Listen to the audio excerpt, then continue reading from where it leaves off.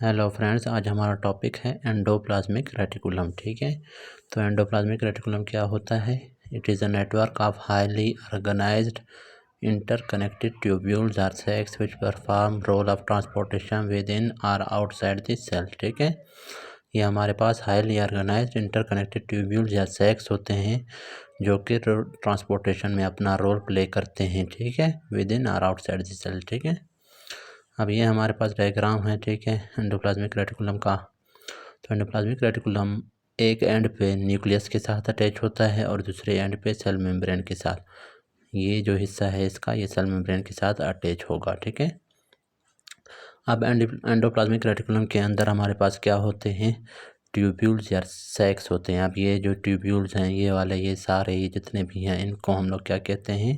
इनको हम कहते हैं सिस्टर्नी। ठीक है, इन सैक्स को हम सिस्टर्नी कहते हैं। ठीक है, उसके बाद ये छोटे छोटे राउंडेड स्ट्रक्चर जो हैं, ये वाले, इनको हम नाम देते हैं क्या? Transport vesicles. ठीक है, फिर हमारे पास क्या होता है? ये जो हमारे पास ये इसके ऊपर ये छोटे छोटे राउंडेड स्ट्रक्चर जो एंडोप्लाज्मिक रेटिकुलम के ऊपर होते हैं, ये राइबोसोम्स होते हैं। ये वाले राइबोसोम्स हैं। ठीक है, तो एंडोप्लाज्मिक रेटिकुलम दो टाइप का है। एक स्मूथ है जिसके ऊपर राइबोसोम अटैच नहीं होते। अब ये देखें, इसके ऊपर कोई भी राउंडेड स्ट्रक्चर्स नहीं है। ठीक है, इस वजह से इसका मेम्ब्रेन स्मूथ होता है और इसको हम स्मूथ एंडोप्लाज्मिक रेटिकुलम कहते हैं।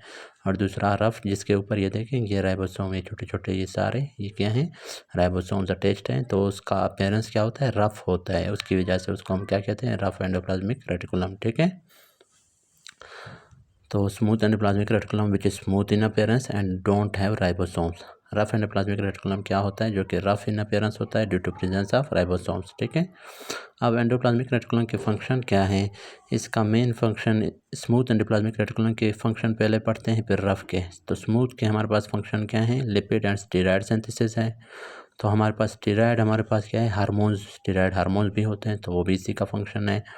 लिपिड की सिंथेसिस, वो भी इसी का फंक्शन है। जैसे ग्लैंड्स वगैरह, ऑयली ग्लैंड्स होते हैं स्किन के, ठीक है, सिबाशियस ग्लैंड्स वगैरह, तो वो भी हमारे पास लिपिड्स प्रोड्यूस कर रहे होते हैं। हाँ, तो वहाँ पर भी स्मूथ एंडोप्लाज्मिक रेटिकुलम उसको प्रोड्यूस कर रहा होता है। लिपिड एंड कार्बोहाइड्रेट की कैटाबोलिज्म, कैटाबोलिज्म का मतलब होता है ब्रेक डाउन। ठीक है, जब हमारे ब्लड में ग्लूकोज कम होता है, शुगर कम होता है, तो फिर कार्बोहाइड्रेट जो कि स्टोर फार्म में पड़े होते हैं, ग्लाइकोजन जिसको कहते हैं, तो उसकी ब्रेकडाउन हम लोग करवाते हैं ताकि ग्लूकोज प्रोड्यूस हो सके और उससे एनर्जी हम लोग हासिल कर सकें। तो उसकी ब्रेकडाउन भी स्मूथ एंडोप्लाज्मिक रेटिकुलम करवाता है। ठीक है, कैटाबोलिज्म का मतलब है ब्रेकडाउन इनटू सिंपल कंपाउंड्स। ठीक है, कम्प्लेक्स कंपाउंड्स को ब्रेकडाउन करके सिंपल या स्मॉलर कंपाउंड्स में कन्वर्ट करना। इसी तरह हमारे पास लिपिड की ब्रेकडाउन, लिपोलाइसिस, वो भी हमारे पास यही करवाता है।